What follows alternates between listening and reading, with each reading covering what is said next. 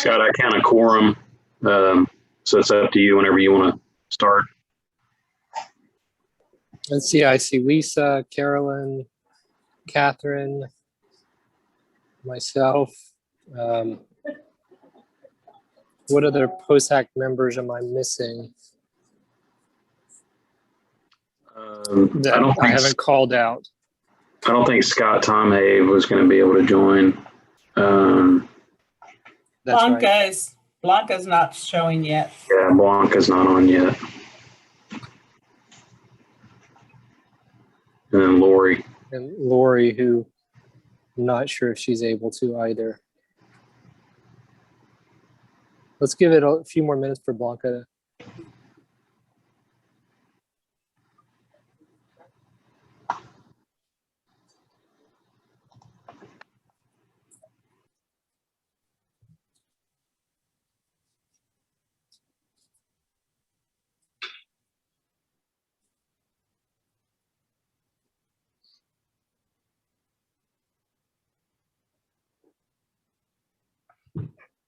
All right, I see Blanca's just now joining us.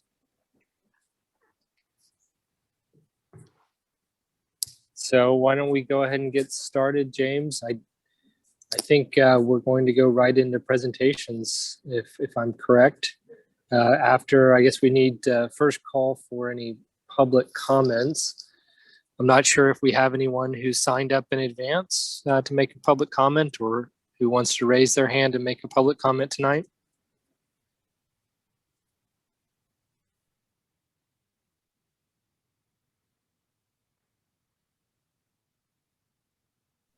I'll take that as none.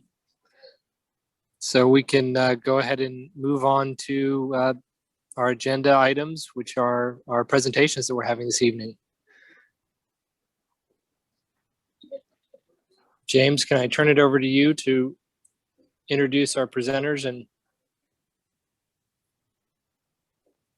move our Yes, agenda definitely. forward? So for presentations tonight, we've got Patriots Hall, which will be first, and then the City of Dripping Springs will round up the rest of the presentations. Patriot Hall first, and then City of Dripping Springs will be Rathgeber, Skatepark, Old Fitzhugh Road, and then the Dripping Springs Town Center. So Patriots Hall, Catherine, is it going to be you presenting, or also, Mary Jane? Mary Jane, we're both here. Okay. If you can request to share, I should be able to give you approval to share the screen. If you have a presentation, if not, then you're free to just be. No, I don't have a presentation. As I read it, I thought we only had a couple minutes to let you know what was going on. Do you want me to go back to the original, like when I first talked to you guys about our history and everything, or did you want updates? No, I think updates. I know the updates that y'all gave and that we relayed to the POSAC was pretty minor. So if you want to just kind of give a 3-second overview of the project and then maybe a 3-minute update. Okay. Well, like probably you have 15 total minutes. Don't feel like you got to spend it all. I had 2. No, 15. Okay. You got plenty of time. Okay, so if there's someone new that doesn't know about us, we're here in Dripping Springs, 10-acre retreat, resource base for veterans. It's all veterans and their families. The total budget is just over $6 million, and we've raised over half of that during this COVID year, which is pretty amazing, but shows you what our community feels about our veterans. It's been really incredible. Where do I start? There's what's different about the Patriots Hall is all veterans are invited. It's not just a VFW or something where you need to jump through hoops to be a member. This is a DD 214. You and your family belong in this place. Right now we're working on our first promise, which was to the VFW, because they don't have a place here, and we're starting construction. We're in construction right now on that particular part. It's a small building called the Meeting House. And then we'll go straight into the Patriots Hall, which is 7,100 square feet, which will have a big meeting hall for workspace, workshops, seminars, There's also a reading room, which is a library, and workspace, a boardroom, which also the veterans can use if they want to present to possible clients of something they're working on. So it's basically, instead of being at a coffee shop trying to do your work on a computer and start something up, maybe a new career or something, this is your place where you can feel really grounded. You have all the resources there. And we will also have one more building that will be part VA assistance, which is what's been huge on our survey of all our veterans. They really need help with that.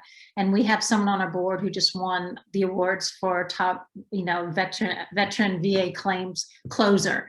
And she's helping us with this. So people can make an appointment, come in and just go, what do I do with this paperwork?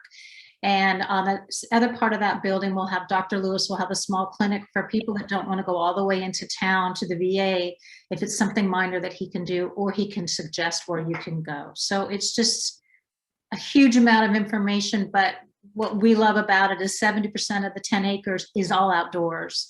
We're doing a huge veteran community garden. We'll have bees, we'll have a fishing pond, we'll have campsites. One of the biggest things on that survey, again, from all the veterans from San Antonio to Fort Hood, is we want serene outdoor spaces, places that families can hang out if they're doing some kind of therapy inside the building, or just to congregate with other veteran families. So, and like a huge obstacle course for the guys that want to work out, things like that. So we really listen to them. That's our Bible of what we're building.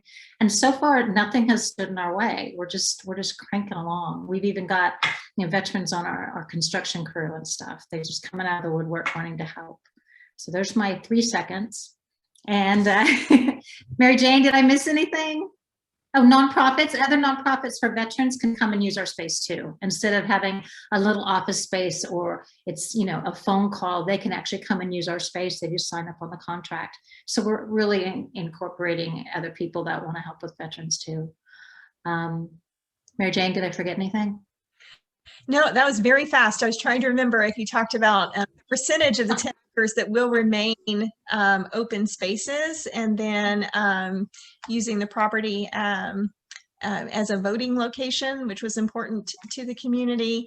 And then also that we hope to be this nimble facilitator and organizer of all these other sources of help around the area, as opposed to we have staff that will be providing direct services.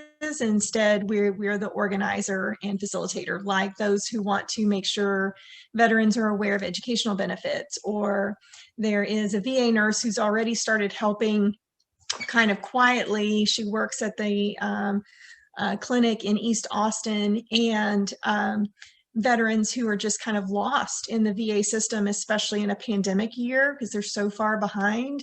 But when you have that specialized knowledge right here, we can help our area veterans. So your bandwidth is going in and out, or maybe it's mine, Catherine, but so sorry if I repeated anything, but. Okay. And so that's where we are. And also, again, we want to be a first of many. If it's such a need in our community, we are the densest amount of veteran families, population between, what was it? It was Fort Hood and San Antonio. Mm-hmm. Dripping is really right in the middle there. So we got lucky, but we hope other communities see what we're doing as a community and taking our idea into their communities and altering it to fit what their needs are also. So that's what we're doing, and our budget went up a little bit, obviously because of lumber. That was a huge one, lumber and supply, but we're still right where we want to be. We're our Progress Foundation is being poured for the smaller building now, and I'm in the midst of doing landscape architect meetings so that we can incorporate all the things I was talking about and have it, just about anything you can do there, whatever you're looking for. It will be ADA compliant because we have a lot of veterans in wheelchairs. Even the garden will be able to be moving around like that. I think the only place that won't will be the actual obstacle course with the tires and this and that. So all interconnected in that sense. And again, we want to do art showings maybe once a month, because we will have art therapies where the community can come in and look at the stuff and really get to know our veterans. That's a big thing. A master gardener will be a veteran. He can bring kids in to show them what we're doing there. So there will be that community involvement. And I think that's all right there. We covered it. Nothing stopped us. COVID, nothing stopped us. So we're still on a roll. We just had a fundraiser just a week ago, and it was just really great to see. It was just to thank our founding sponsors because they've been so generous, and we're in a good place. We're happy.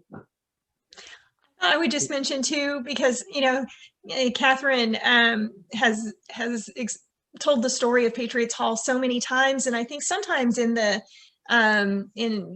saying things really quickly, some important things might be missed. And so she mentioned the fact that when we started on this journey, one of the first steps was this really large survey. We're so fortunate to be able to do because one of our board members has this database already of Central Texas veterans. And so the question was posed of what would you like to see? And this went to all ages. And the resounding, first response was a place where they could all come together in a very family-friendly environment. So that's different from your typical, VFW or American Legion meeting place. So this is, it feels pretty ideal to have these 10 acres where we are able to do so many things that incorporate all ages of a family, regardless of the reason why the veteran is there. Is it for a meeting? Is it for services?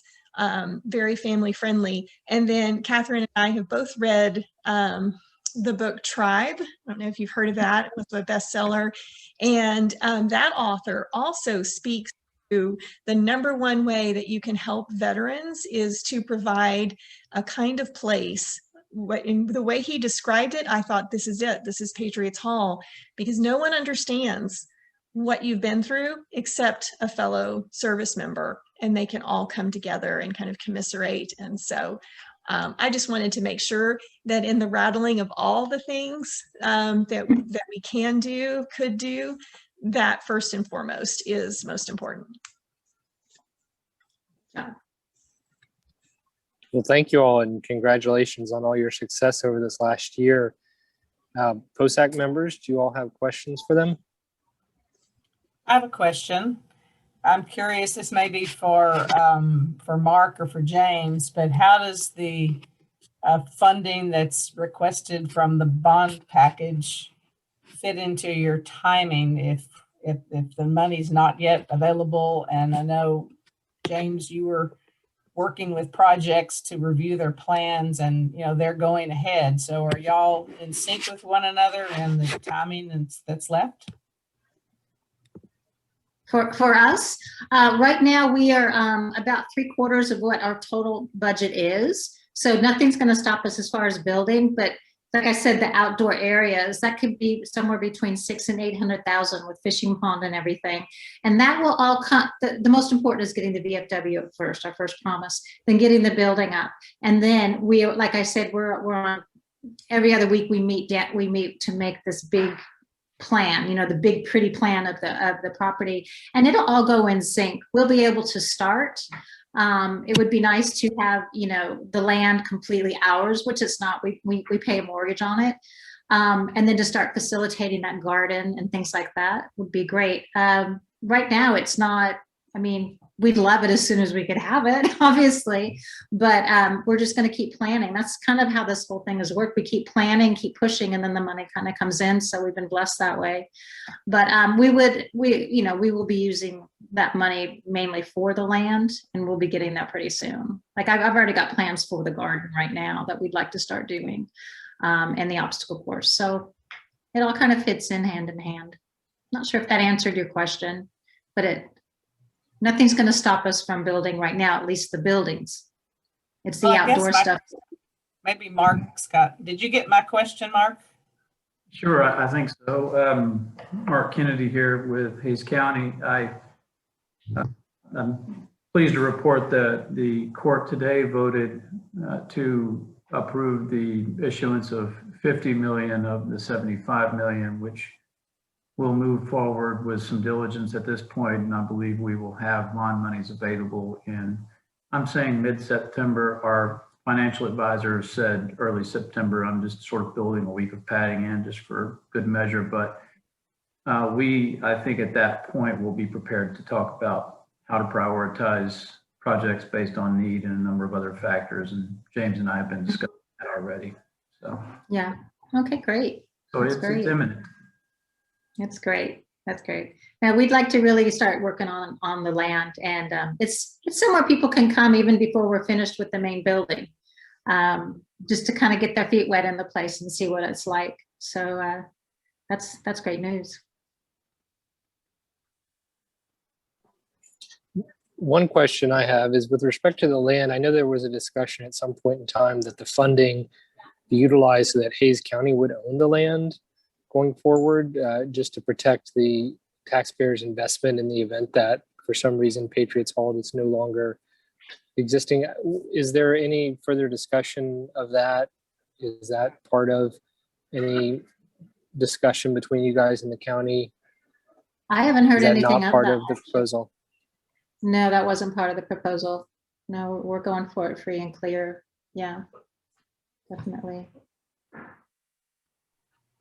Mary Jane, do you have anything? I'm not even sure how that would legally happen. I mean, the ownership is with the 501c3 Patriots Hall. Patriots Hall is who's paying the mortgage, or not a mortgage. We're paying off the land. Yeah. To the owner.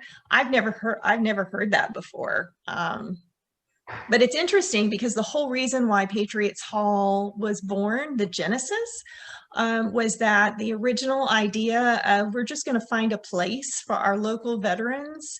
So we originally 3 years ago, we're looking for a small parcel of land, maybe even a Mueller building.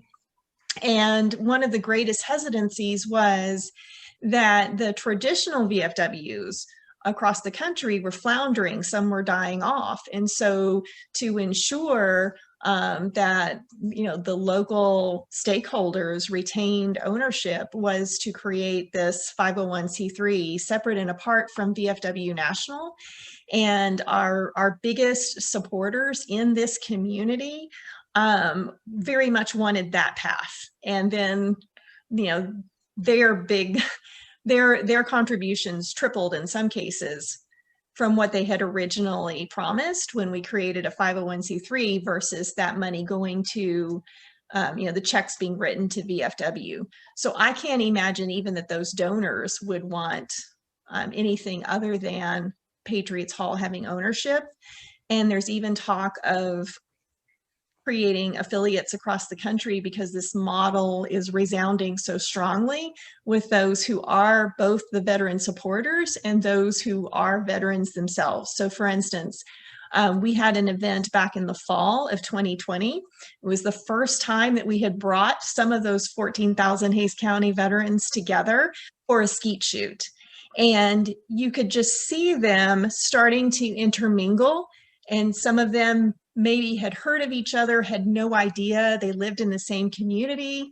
They go on the skeet shoot, they come back, and the camaraderie was just palpable. And some of them who are better off financially came up to us when it was over and said, "We get it now," and wrote a check on the spot, even though it's for them.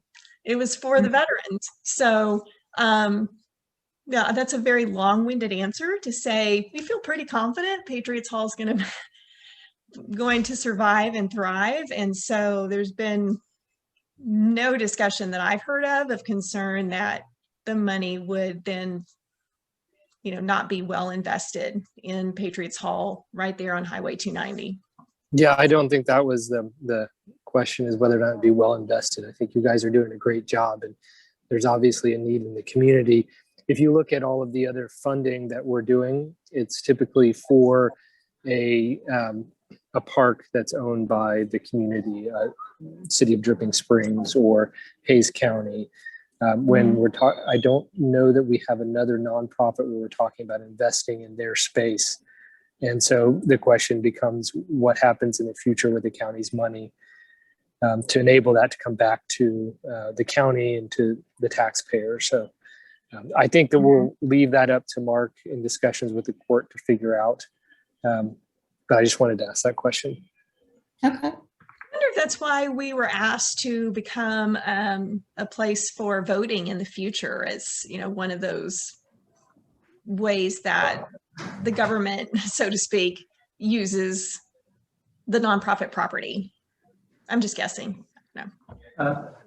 This is Mark again, and we have not talked about these details, and I'm looking forward to doing that. I don't believe that in every circumstance county ownership is a requisite, and I didn't imagine that would be the case here. But what I think Scott is getting at is that we do want some sort of contractual guarantee that will tell us what the public benefit is for the project. And what I mean is more broadly what the public benefit is. And we'll make sure those points. We've had other instances where we're contracting with privates, and it's feasible without property ownership. So we'll talk about those details.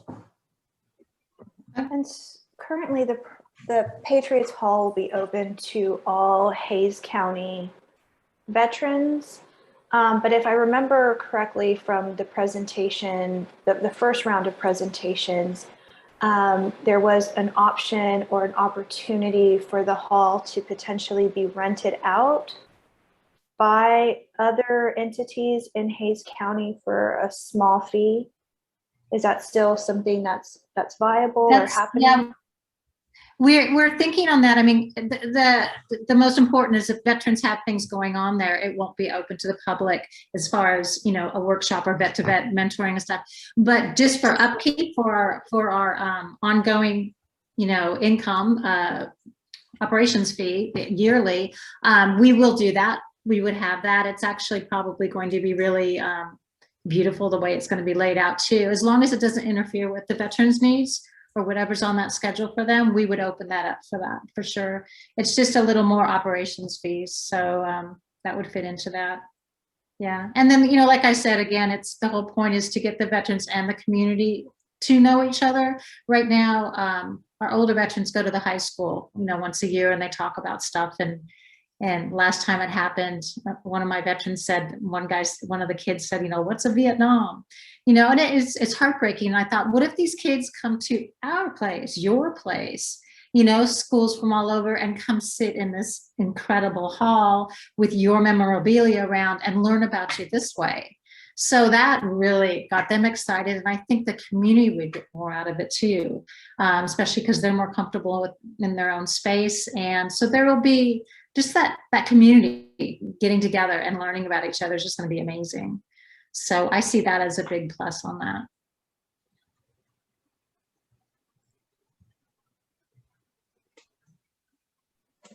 Great. Any more questions from POSAC members?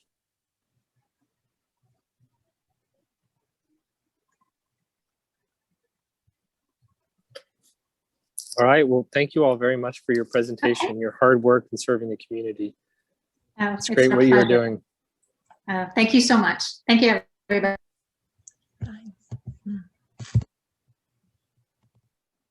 Okay, next up we have the City of Dripping Springs. Michelle or Kelly, one of y'all going to take the lead on this, or? Kelly Schmidt, our Parks and Community Services Director, is going to take the lead on it, and I'm happy to chime in as needed. Thanks for having us. Good evening, Commissioners. I'm Kelly Schmidt, Parks and Community Services Director for the City of Dripping Springs. Good to see everybody again. I'm going to pop over and I guess James, share my screen. Is that the preference? Okay, let's see.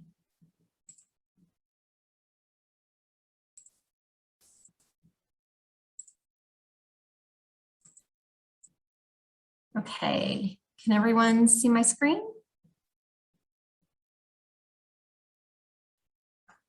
Great. I don't think I have 15 minutes worth of updates for everyone, but I'll just scroll through the slide deck, and then Michelle's here to kind of fill the gaps for when we get to the questions at the end of our update.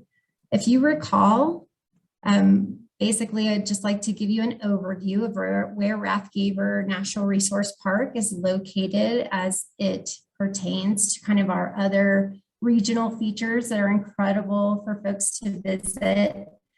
You can see we're kind of by that orange star right in the middle of other resources and educational outlets and recreational amenities for folks to visit in Hays County.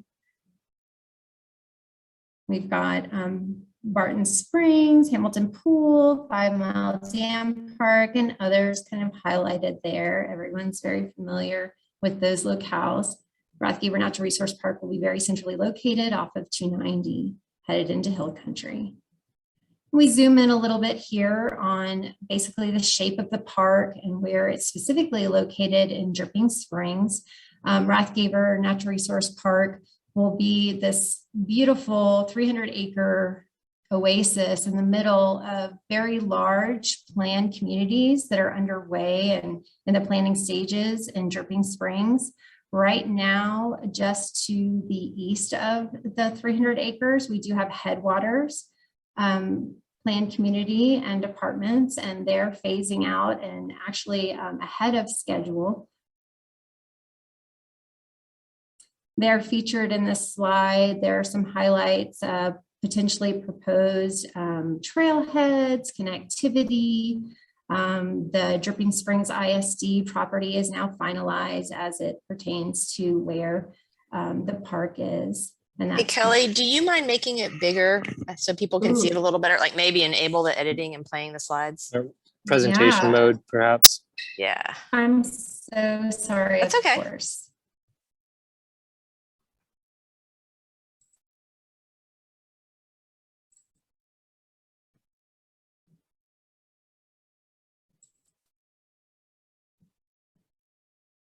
So my apologies, technical difficulties. I hear my hard drive really working hard right now. So it's trying to get there.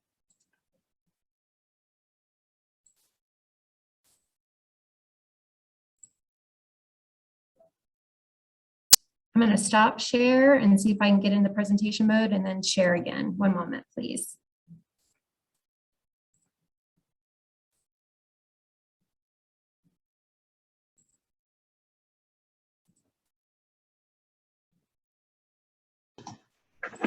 Kelly, if that doesn't work, I've got a PDF of what y'all sent that I don't mind scrolling through if you would rather me do that. Sure, James, let's do that because it's struggling. I'm not sure what's going on. Okay, give me 1 second.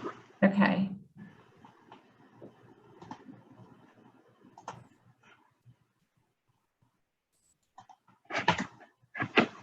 And just make a beep or tell me to switch when you want me to switch. I will. Thank you so much. Appreciate it. Is that better? Because I can't see what I'm showing now. I see my other screen, but is that good? Everyone, can you see what I see? Looks good to me. Much better, thanks. Okay, thanks, Catherine. Okay, so zooming in, we can see the shape and kind of the crescent shape of the park, the 300 acres. And around that, you can see where Headwaters is on the north, or rather on the east side. We do have other developments coming in surrounding all other 3 sides of the park. We do have proposed connectivity. You can see through the light kind of coral color going through the park. Though none of that has been finalized yet, but they are, well, they're waiting on the park in essentially to kind of formalize where connectivity will happen through the other neighborhoods. The connectivity you see going along Little Barton Creek has been proposed in that planned development. So I do believe that's safe to say that that one is pretty 90% assurance that that connectivity along Little Barton Creek going through to the elementary school and also to Ranch Park. Slide, please. So RATHGEBER Natural Resource Park vision does hit on the 2012 Hays County Parks, Recreation, and Open Space Master Plan. Our vision for the park is protect and improve water quality, provide environmental education, promote conservation, and promote responsible recreation. The vision for the park, while solidified through a formal master plan, will drive all of these tenets. Slide, please. I just wanted to share with you at this early stage the support that we've gotten for from our partners in the community. Of course, RATHGEBER is on board, being our very philanthropic donor. We've got Boy Scouts of America as a key partner, and I'll talk a little bit about that in the update slide in a minute. And we've got Dripping Springs ISD that will also play a key role, hopefully in the future outdoor education interpretive center. And we are already really entrenched with the Hays County Master Naturalist in our other park system, and they're very excited and passionate about RATHGEBER Natural Resource Park as well. And then we've got Dripping Springs, Destination Dripping Springs, which is our visitors bureau. And those guys will be, of course, very supportive and will be a key partner going forward as well. Slide, please. So nothing has really changed in our budget and our phasing at this point.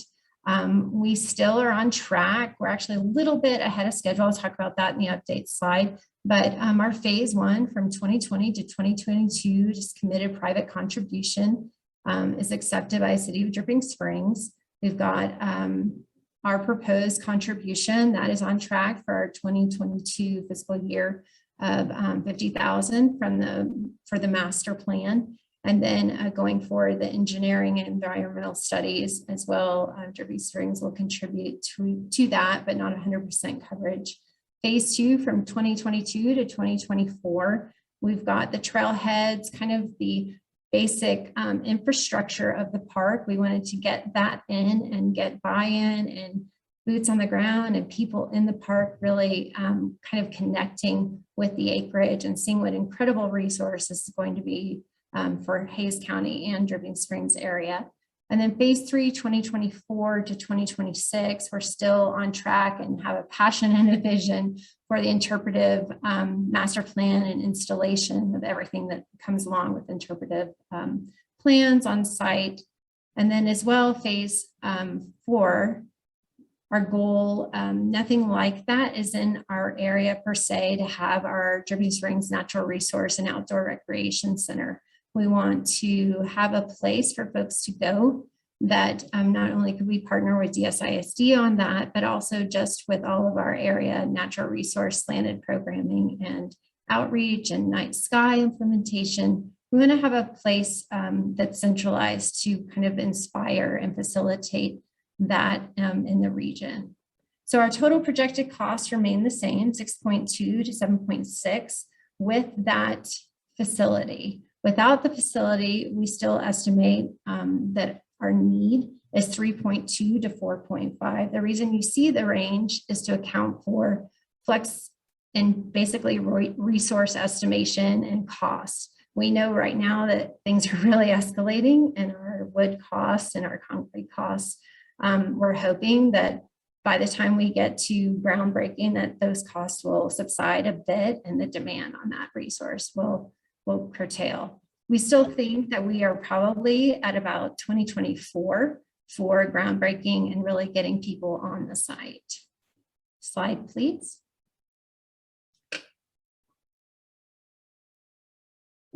So here are key updates that I think everybody will be pretty excited to hear about. We've got the access road, which has been the key critical kind of how's everybody going to get there, at about 90% completion. They are ahead of schedule. There's actually been a lot of reach out from Headwaters to move forward with allowing access to the park and kind of earmarking where's everyone going in. We're slowing that roll a little bit because we want to make sure that we're controlling access, we're managing the resource, we're being good stewards of the land. One of the other kind of unknowns when we came to you before was our relationship with the Scouts on the property.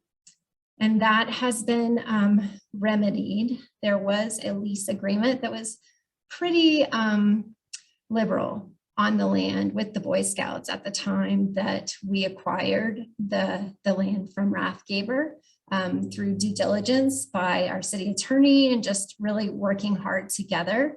We've gotten a S.K.A.T.E maintenance and use agreement in place that kind of resolves all of those unknowns from before when we presented in May.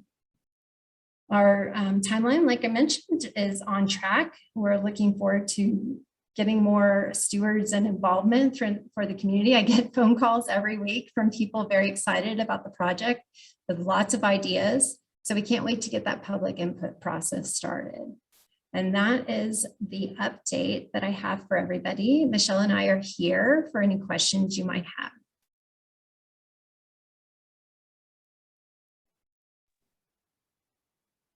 And the next slide is just the conclusion. Thank you. Thanks, James. This is Catherine Kelly.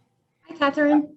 My question is that total up to 7-something million, does that include the value of the land or just the development value?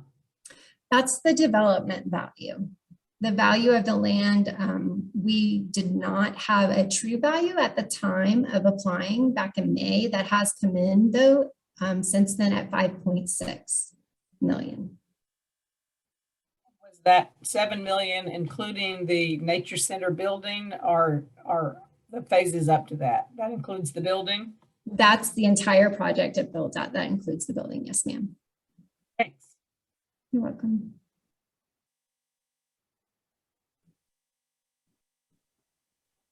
I have a question for you.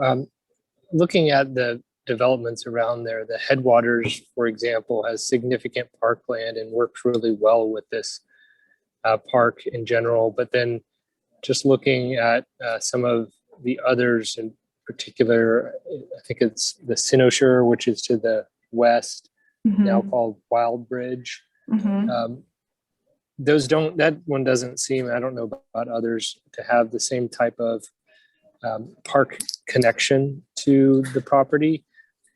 What discussions are you guys having with those developers now to maybe incorporate what you all are doing with this and what they're doing to really make it work together in more harmonious way, I guess? So I appreciate I can answer question. that, Kelly. Okay, can I chime in just a minute? Yeah, and then yeah, I'll go turn ahead. it over to Michelle because she's Go ahead. definitely more on the planning side. This comes up at every kind of pre-planning proposal on parkland dedication. And we are, like I mentioned before, kind of keeping the commitment to access to Rathgeber at bay until we've done our research and our studies and our analysis of what is the most appropriate access to that park.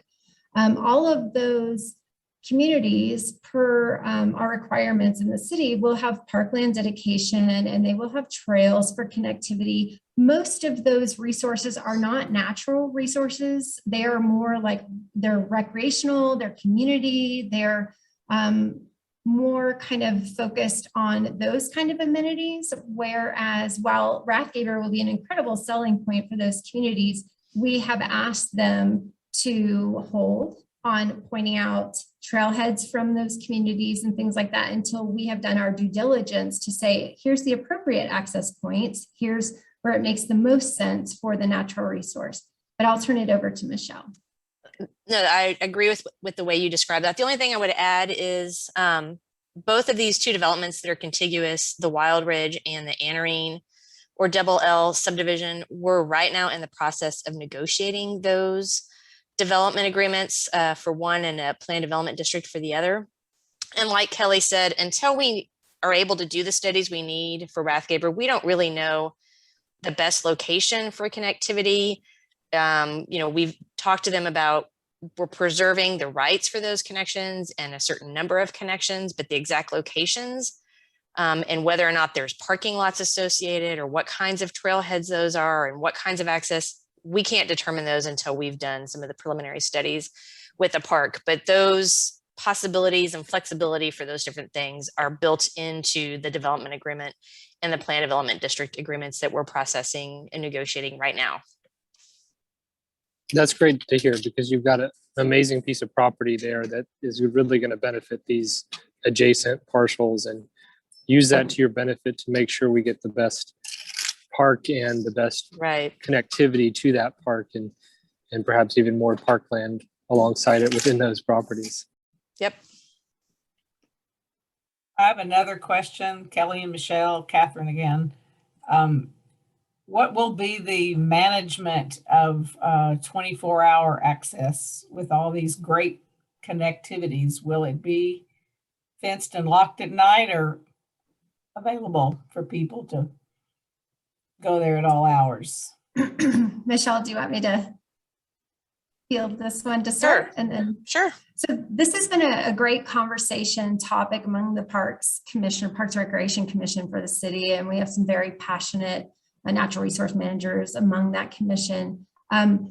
We don't know yet. We know that we need to do our due diligence in researching the desire of the Dripping Springs community, but also what the land dictates and what the natural resource dictates and what the liability dictates. So having that access to Little Barton and Barton Creek bears with it a lot of responsibility. So we need to weigh all of those things before we decide what that looks like. We do know that camping is going to be a feature of the park. And so that will also dictate some of the egress and access 24/7. Right now, Dripping Springs parks are, all of our other parks in our 5-park system are open until midnight for night sky gazing as part of our dark sky commitment. So I imagine we would at least have that as a tenant, but we are still kind of figuring out the rest of the management of the park and what that looks like. Michelle, your thoughts? I don't have anything to add to that. Good answer. I agree with what you said.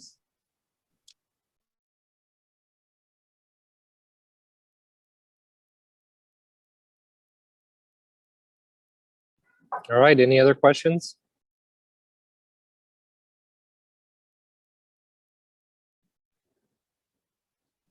Hearing none, why don't we move on to y'all's next presentation? Thank you, everybody. Good to see you. Thank you.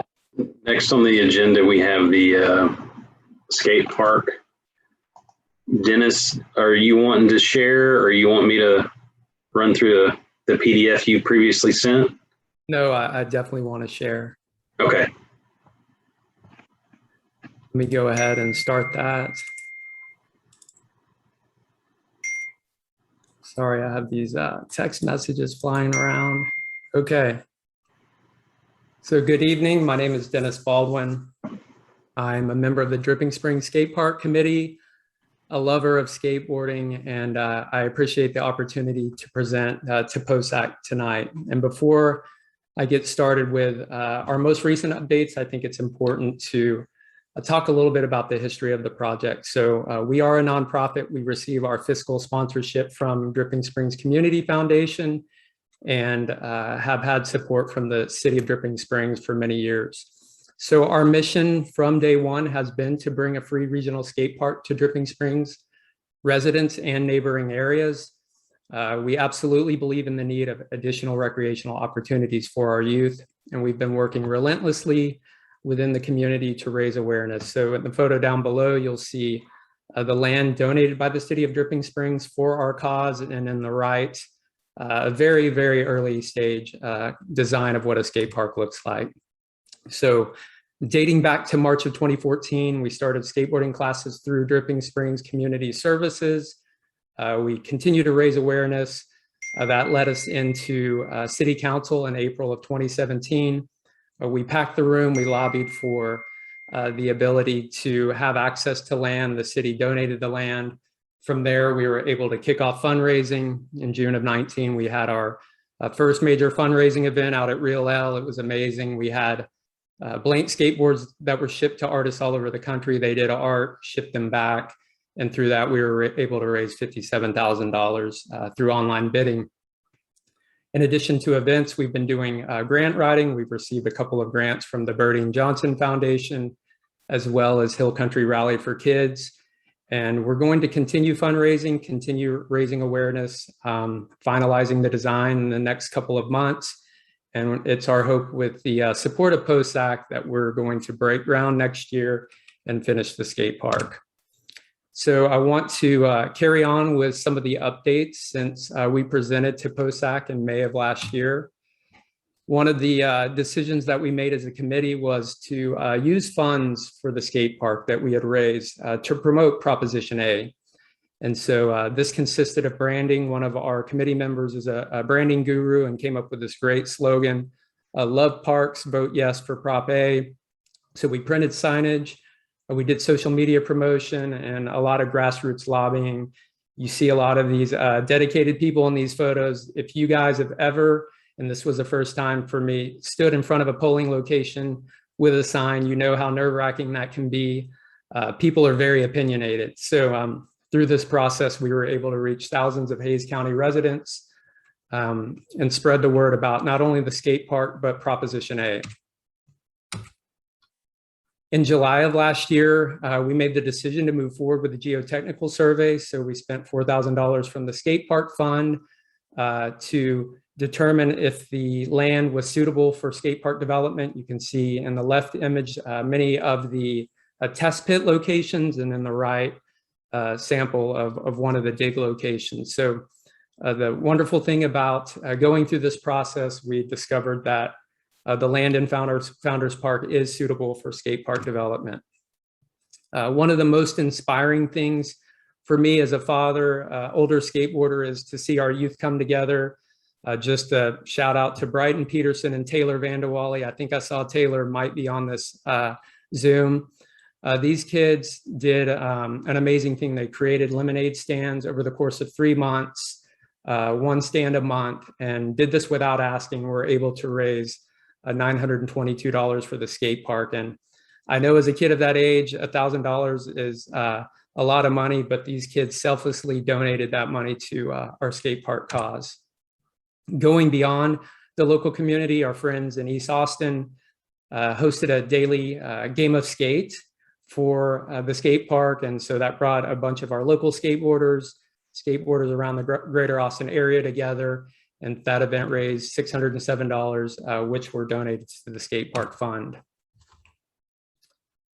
Over the summer, professional skateboarder Kenny Reed was living in Austin, and he started coming to skate night. He had heard about it and reached out to me and asked what I thought of creating some summer skate camps. So I reached out to Kelly and Parks, and we came up with the idea of running 2 week-long summer skate camps at Ranch Park. They were a huge success.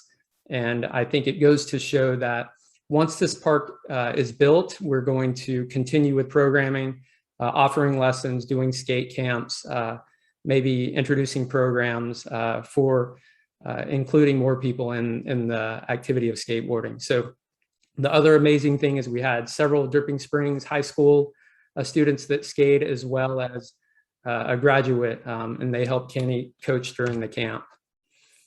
So just a quick look at financials. I know there's a lot of numbers here. I'll just call your attention to the top of the spreadsheet.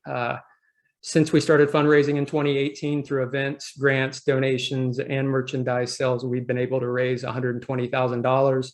But at the same time, we know how important it is to continue to move forward and deploy these funds for getting the surveys done, for lobbying for Proposition A. And so we spent that money to get us closer to being shovel ready. So late last month, we received our initial kind of skate park cost breakdown. This was provided to us from New Line and S.K.A.T.E skate parks. If you're not familiar with these entities, New Line is definitely a nation leader in skate park design. I believe Canton Russell from New Line is on the call with us. So if there are any questions about the process, we can definitely tap into his knowledge and expertise. But S.K.A.T.E has done a lot of great skate park builds all over Texas. And we originally asked POSAC for $550,000. We came back recently for additional funding request of about $75,000, and that's due to increased material and labor costs. But if you look at the schematic, you'll notice this red dotted line. This is what we're shooting for with our funds and the POSAC funds to get to this base bid, what we call phase 1. But in addition to that, we don't want to stop short. We believe that we want to do this right. And so we're going to do a stretch goal of getting this future phase bowl funded. That is this blue dotted line. So with this money, we'll be able to get to the phase 1. And it just makes sense to get this bowl built now versus trying to do this in multiple phases. It's more economical than having to mobilize multiple times. We've also been working with a local contractor to come up with an estimate for the land clearing and grubbing. In the bottom left, you'll see our tree survey that we had done last year. And in the right, the skate park as it fits within the context of this clearing. You'll notice that we're not trying to take out a bunch of trees. We want this skate park to be very visually appealing for both spectators as well as users. So I'd like to wrap up with just a few closing thoughts. You guys have probably all seen skate parks before. You look at it and you're thinking, wow, that's just a slab of concrete. And I think it's important to stress that what our goal is as a skateboarding community is to build the park that is the most inclusive and an area-wide attraction. So I know many of the kids that I skate with, New Line skate parks and their design capabilities, I really care about all the elements that go within this park. So you'll see this feature list here on the right side, and any skateboarder you talk to is going to have opinions about the height and the transition and the length of the elements. So our goal is to really work with local skaters and New Line to nail these down to create a skate park that is an area-wide attraction. I wanted to put together this slide to show what I refer to as a bit of a geographic gap. So you'll see a few skate parks in the area, and then you'll notice that in this boundary, we have Hays County. Southern Hays County has a park in both Buda and San Marcos.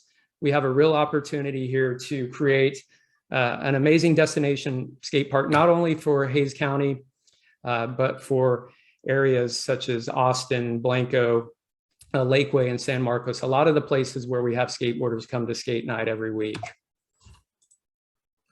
So probably the least exciting question that comes up about skate park design and build is, once it's done, what do you do about maintenance? And so when a skate park is built properly, maintenance becomes minimal, and it generally falls into one of the categories below. There's the daily garbage and recycling, debris cleanup, that might be after a storm, plug drains, and dare I say it, graffiti removal.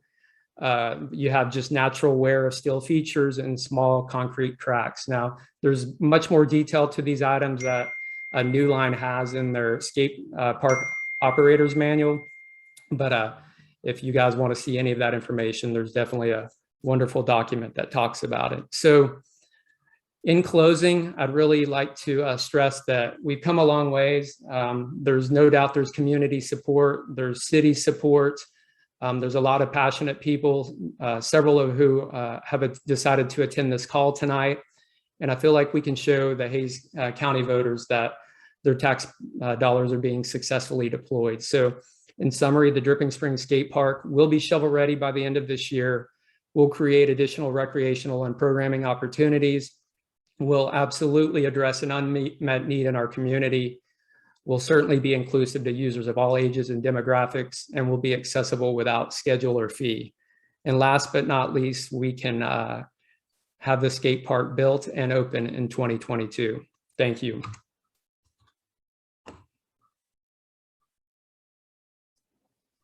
Thanks, Dennis. It sounds great. And thank you for all your hard work and enthusiasm about it. POSAC members, do you guys have questions? Just kind of thinking about ADA compliance. Will the skate park be accessible to those who may use wheelchairs and are possibly into like extreme sports? I love that question, and I would ask Canton, are you available to chime in on this? Yes, I'd love to. Thanks everybody for having me. Canton Russell from New Line Skate Parks. And yes, we do make sure that all of our parks are ADA accessible. For those of you who don't know, that is actually now it's actually a category now in competition. So there was a big TV televised Dew Tour competition recently, and there was actually a division for people with disabilities who are in wheelchairs and other kind of things. And we just want to make sure that this is a park that will be accessible for everyone to enjoy. And where I live out in San Diego, I've been able to actually meet some of these athletes who ride these parks in wheelchairs. And we had a nice little debrief with one of the girls who placed third in her division. And she was able to share with us even more information on how to make these parks more successful for people with disabilities, not just about the ability to be accessible into them. It was an interesting point that she made that they don't want to be treated differently. They just want to be able to have access to the same facilities that other users have. But once they get in there, they want to be able to adapt to the terrain just like everybody else. So that was very interesting to hear from them. I'm glad to hear that was taken into consideration. And I also want to say just, having just gotten off another meeting even before this meeting with another group, just having worked with Dennis recently and hearing their story and their history of this project, and myself having now worked on probably about 300 skate parks over the last 15 years, all over North America and beyond. A lot of advocates, and I was an advocate myself, trying to fundraise and get support for a project, the first skate park that was actually done in San Diego through the city. Most groups don't fundraise that much money. It's very ambitious, and it's great that everyone wants to fund the entire park, but I will say that with the goal that they're trying to reach and the budget that we've established, to be able to put that much of a dent into that budget with what they've done so far is amazing. I would say the average amount of money I see raised is probably somewhere in the range of 10 to 20, maybe $30,000, but to have raised over $100,000 is amazing. And I think it just shows the passion and the ability or desire for them to really work and be a partner in this project, which is great. And that's what I hear from a lot of agencies, is that they just want to make sure they can work with community partners. And I just thought it was really good to see all the work and research and homework they've done to get themselves this far. Thank you, Canton.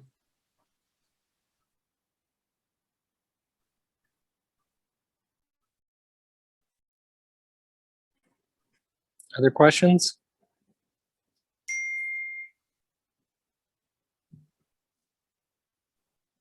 All right, well, thank you, Dennis. It looks like a very exciting project. I really like the design and how you've worked with the existing trees. I think that's smart, and is going to create a park, like you said, that is really going to be a jewel of the community. So thanks for all your work on this.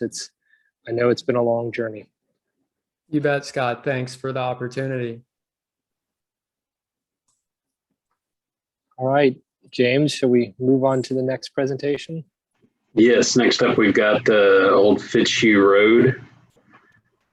Michelle, will that be you or Keenan or someone else? That's going to be Keenan Smith, okay, project Keenan, manager. are you going to share your screen, or you want me to run through the PDF that was provided? I'm going to try to share, James, if that's okay. Okay, sure. So, everything. Let's see, did everybody make it over here? Can I get a yes? Yes, we can see it. Thank you so much. Thank you, commissioners. This is Keenan Smith. I'm the TERS project manager, and I'm so grateful to be in front of you again tonight to present the Old Fitzhugh Road multi-use trail. Actually, just really grateful in the year of COVID to, the Hays County POSAC and the bond passage was really kind of bright spot that helped lift us up and give us a boost to projects. And we were really proud to be, the Dripping Springs TERS was proud to have been nominated for 2 projects in the tier 2 level. So thank you very much for that. Old Fitzhugh Road, I've got about half a dozen slides here. Let's see, get that out of the way.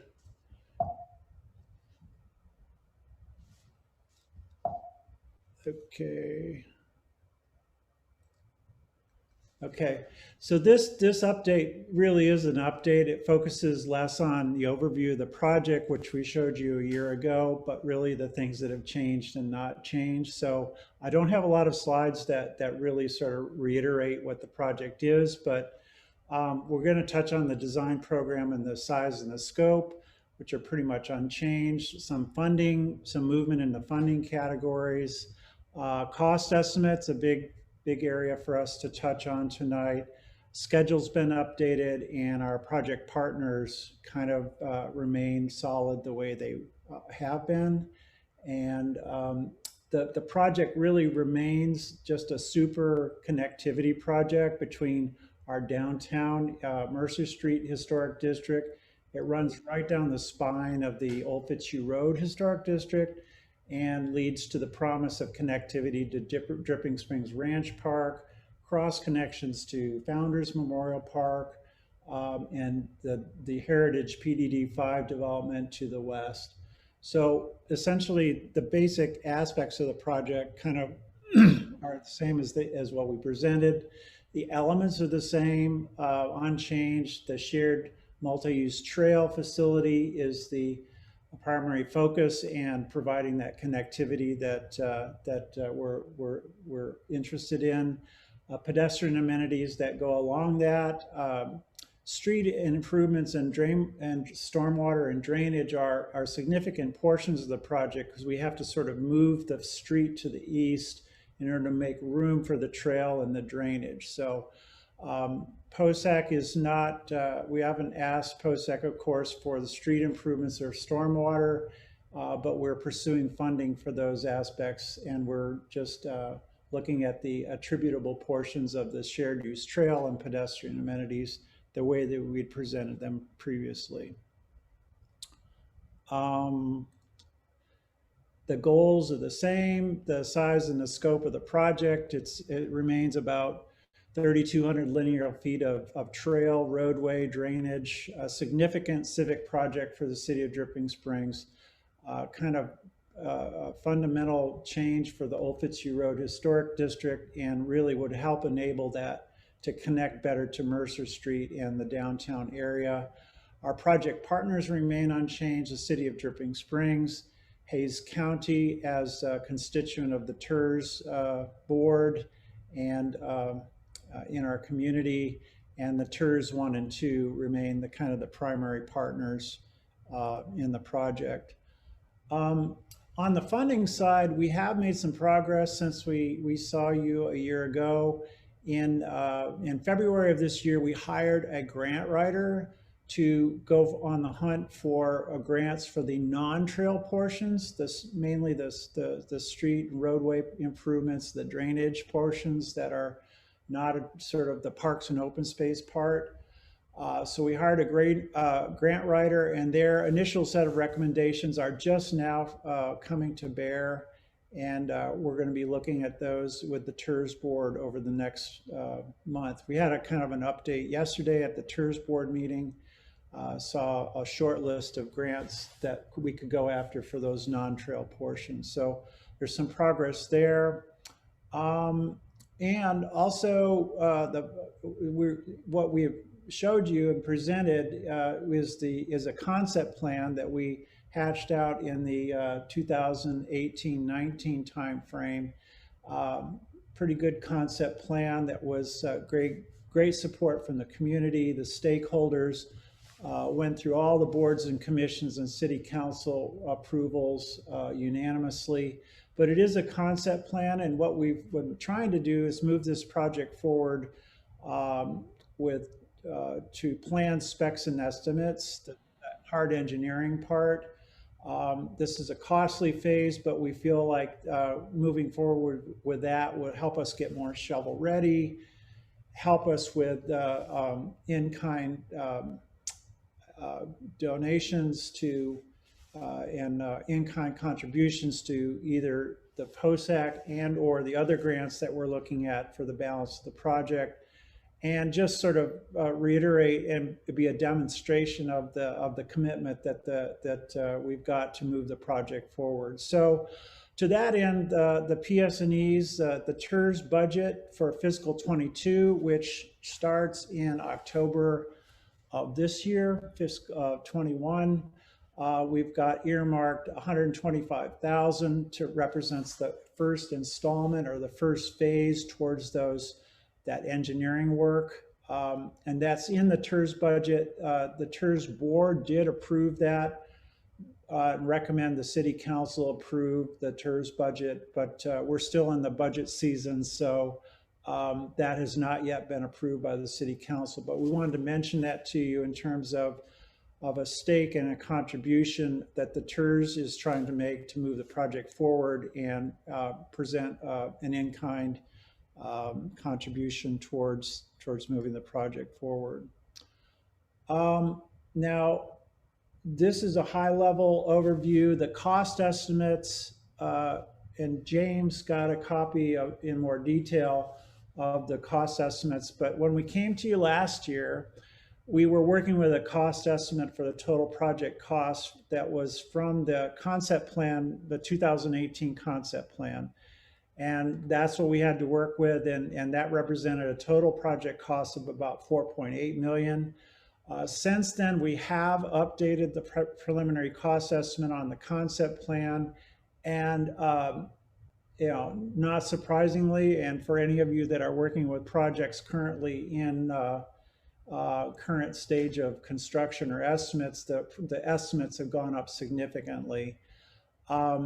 That's due to escalation, basically about 3 years of normal escalation, and a significant inflation in the post-COVID, dare I say we are in post-COVID era now with materials and labor and supply chain issues. And we had some documentation from the Association of General Contractors that added, you know, 13% just in the last 10 months. So our cost estimate's gone up, and with it, the trail portions have gone from an ask of potentially 1.3 million when we came to you a year ago. If you look at this tabulation with the land acquisition, the PS&Es themselves, and the increases in the trail portion of the budget, potentially adjusting up to about a $2.1 million attribution for the trail portion of the ask back to POSAC.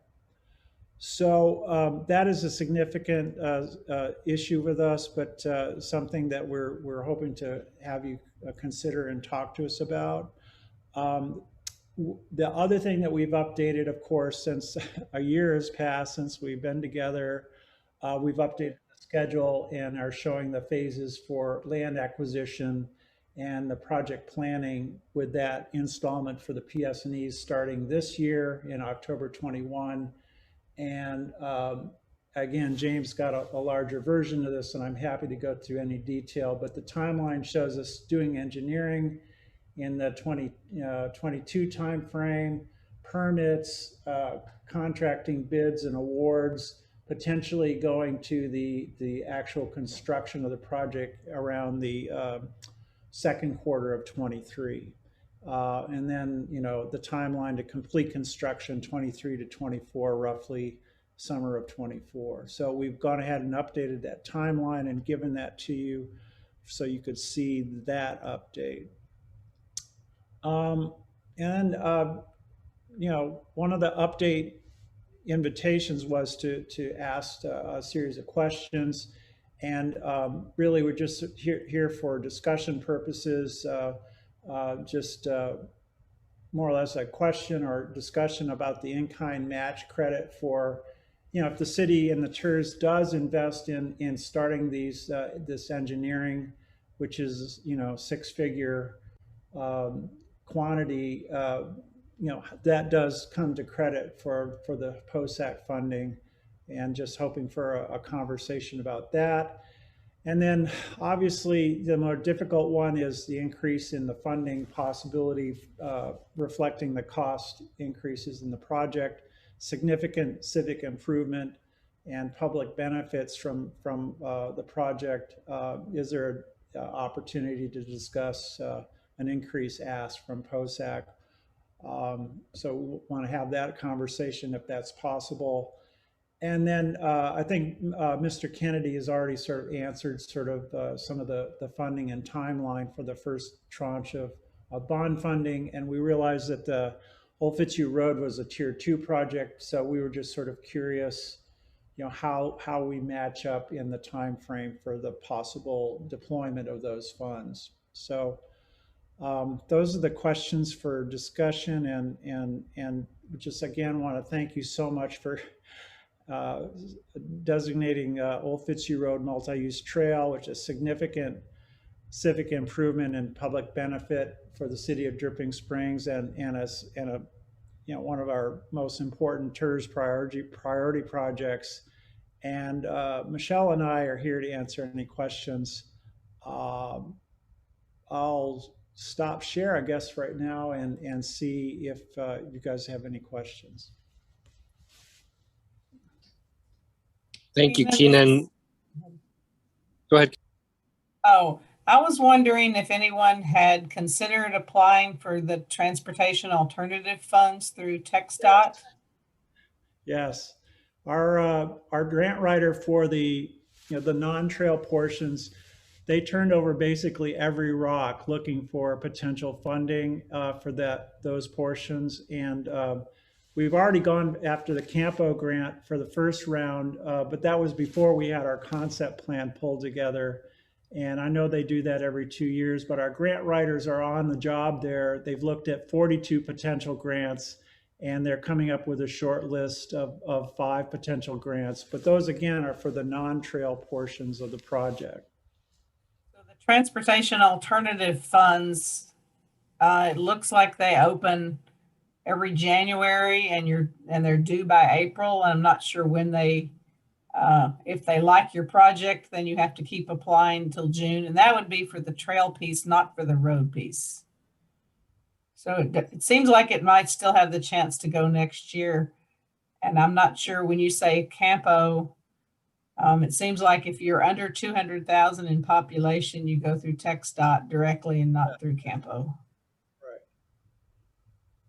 Michelle, I think we did go for the transportation alternatives on some other trail projects in the city, not related to this. Am I right? Right. The last, hold on. The city's actually received many of those grants through TxDOT, and we've got 2 that we're working on right now that we actually applied for 2 projects in the last round, thinking, we might get 1. If we get 2, great, we'll figure out how to do it. We actually got both of them. So it's a little tricky when it comes to the matching for that, having 2 of those open and then trying to have a 3rd one open and fund that as well and administer that as well. I think it would be really hard to have 3 going on at one time. So we need to get at least one of those closed before we, I think, apply for this particular project for that. But we definitely plan on applying for that. If we have some preliminary meetings with TxDOT staff and it looks like a good match. So we've got a lot of experience with that grant, so we're hopeful that that's one that'll work. Thanks.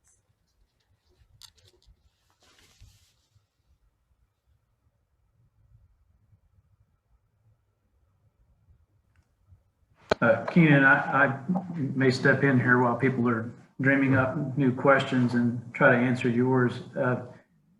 The status of a project as a Tier 2 project after review from POSAC will not necessarily inhibit it from being prioritized for spending and for court consideration. Great. In fact, there's another Tier 2 project that I've probably spent more of my active time on thus far because other priorities dictated it. So now I recognize too that probably all applicants think that their project should be prioritized over the others. So what will probably inhibit us more than anything else is just bandwidth. We have half and associates with James and then my office that will probably be doing the lion's share of negotiation and producing the contracts that will result in the exchange of funding. So anyway, we will do our best, and we will, if you have timing concerns, by all means, reach out to James or me, and we'll start the conversation. Great. Thanks, Mark. So Mark, one of the questions was PS&E. Is that going to be considered a match or for the match? And I assume the question is really if it's paid ahead of time of approval, right? Will it, you know, is work done to date? Can it be included as match? I think so. I think if the if PS&E can be shown and there's, you know, a record of it, it can be shown for match as long as it's propelling the project forward. It does not need to have happened after approval necessarily. And our match requirement is it isn't hard and fast. We have a 1-to-1 match objective over the overall projects for the bond program. So there may be some projects that fall short of a 1-to-1. There may be some projects that exceed that, but our goal is to have a 1-to-1 after we're done with all projects considered. That's great. Thanks. We're just trying to push it forward and get it moving faster. So we didn't want to be, you know, behind the 8 ball on that. So thank you.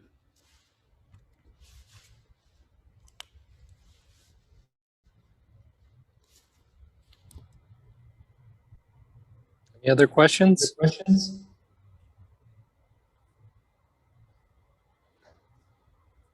All right, thank you, Keenan.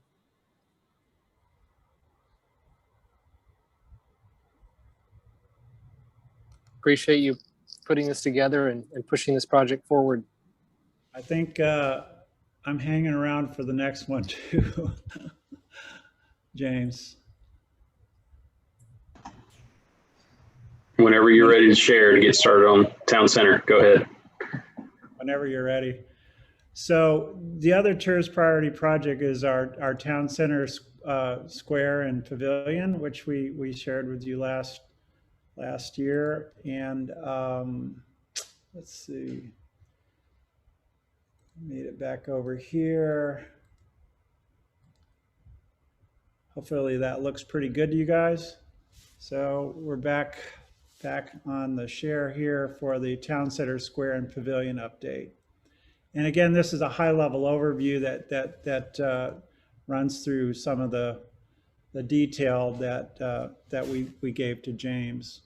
And this is one's a little shorter, but maybe not quite as easy to present in some respects. We're going to run through the project status and the project partner updates, and then get into some potential questions, which are really more discussion items again.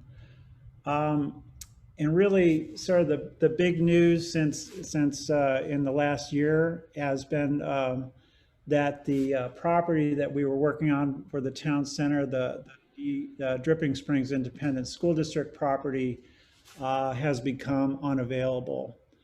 And that is pursuant to you know, a long series of negotiations between the city and the school district that didn't come to fruition, and was ultimately culminated in a special meeting with the city council in April 28th of this year. So that has got us looking for pursuing alternative sites within the downtown Dripping Springs area for the town center.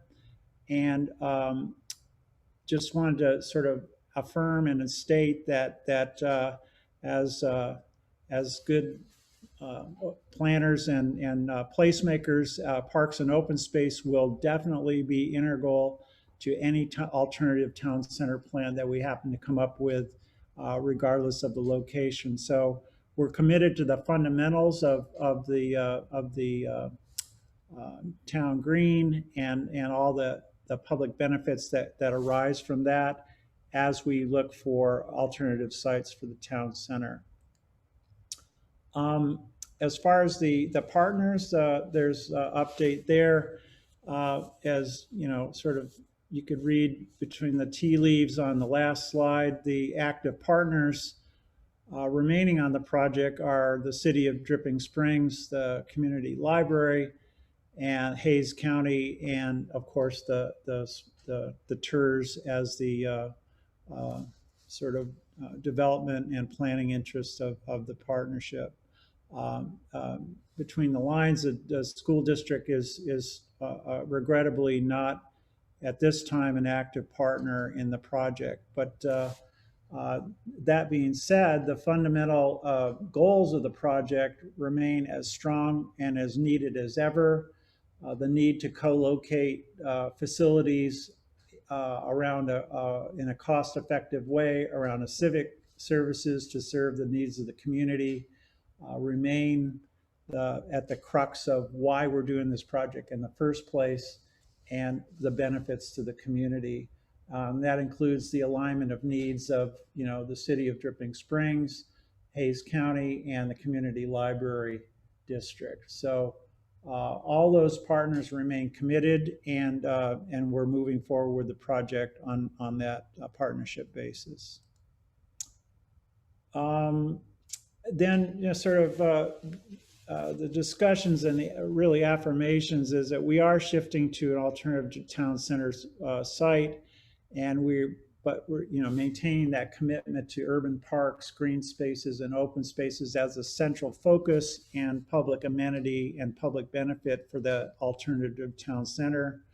And then really had a question if, about the funding potentially shifting to Old Fitzhugh Road in the absence of a relocation. But after yesterday's TERS board meeting, really was directed to sort of maintain the affirmative focus that we are shifting to an alternative site, and that we are committed to a town center in the downtown Dripping Springs area. So as I said, that's a little shorter update, maybe not as easy to deliver, but again, Michelle and I are here to answer any questions that you might have about the town center, square, and pavilion. And thank you. So Keenan, am I understanding that the first part of that is if the site changes, is it still a valid application and still able to receive funding? Was that the first part of that? My marching orders were kind of changed from what I submitted on Friday to change it around to be more of an affirmation that as we do shift focus, that that the funding and as Parks and Open Space remains a commitment to the central focus of the town center, that we would be able to continue to count on some level of commitment from the Hayes County POSAC for the green spaces. Even though we're not able to, I'll just be honest with you, we're not able to define those quantitatively at this point in time. And we're on the hunt for those relocated sites. So. I think that would have to be a discussion amongst the POSAC members, and I don't know that anyone can address that question per se right now. I know that certainly when we first discussed grading all projects, that we understood some would not have site control. This would be one of those, right? And projects are ranked differently that have site control versus not having site control. And I think that we'll take that into consideration when we look at the projects and score them again. Sure, understood.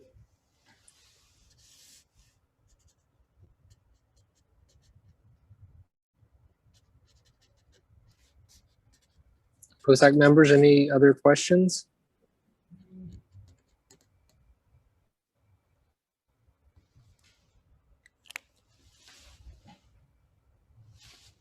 All right, hearing none. Thank you, Keenan. Appreciate the presentation, the work you're doing. Thank you so much.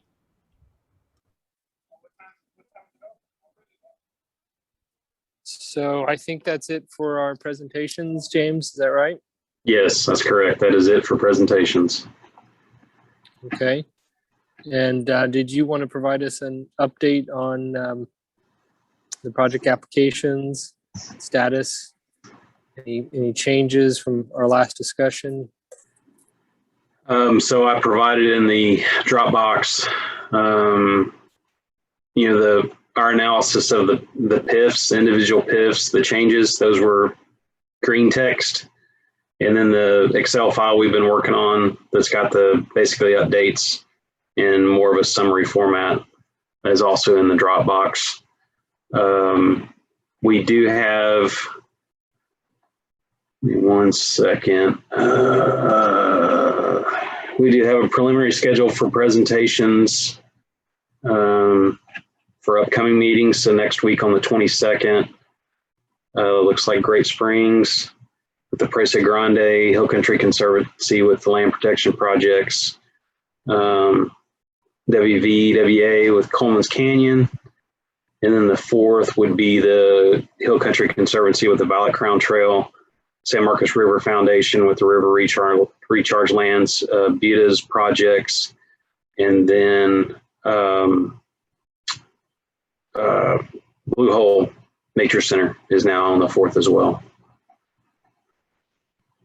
Still waiting on a confirmation from the city of Kyle.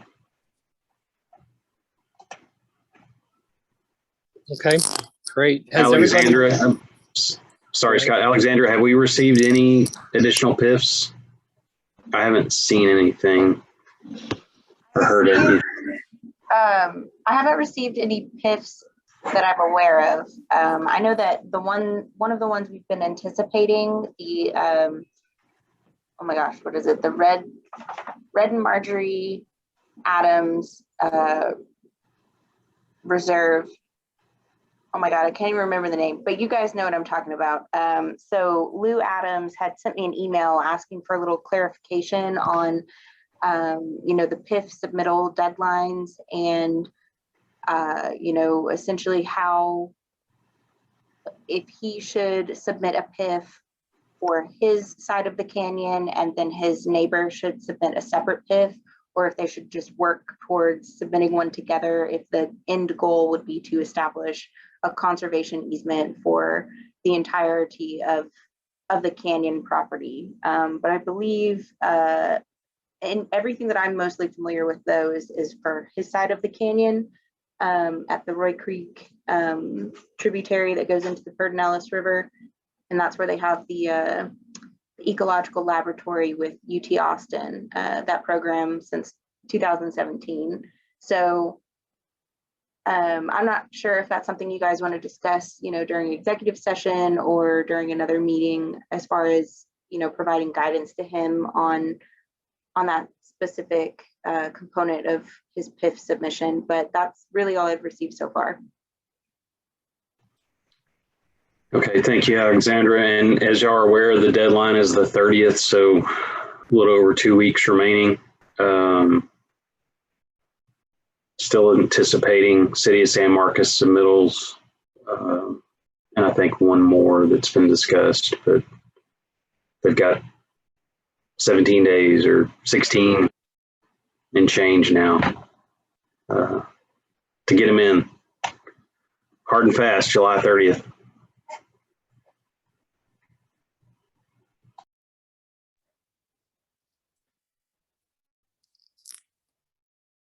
POSAC members, do you all, any of you know of other projects that may be in the works, not yet submitted?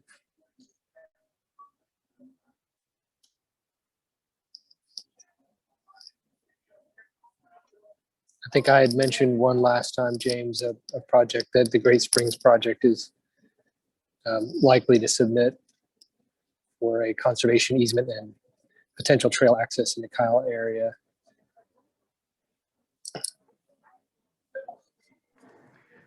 I'll just say, and I alluded to it last meeting, but I had occasion to go and tour Lou Adams' property, the property that his parents acquired back when. And it's about a 50-acre tract, but I think what will be difficult for Lou and the team helping him is is how to construe what they're trying to achieve, because I think that they have a firm belief that conservation of the 50 acres is not really truly going to protect it. It may warrant some broader protection. And they don't have site control over that. So I think that's probably what they're struggling with. And it may delay the PIP being filed. So, but I'll be sure and remind them of the deadline.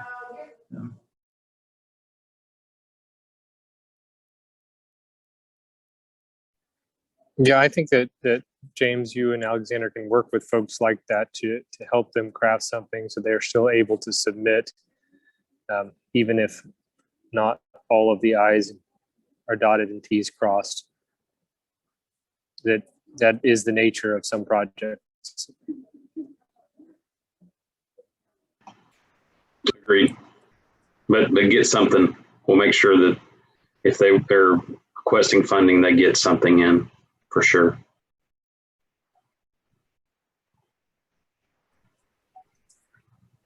Well, great. Everyone, is there any other discussion item anyone wants to bring up? Even if it's not on the agenda, questions, thoughts, concerns?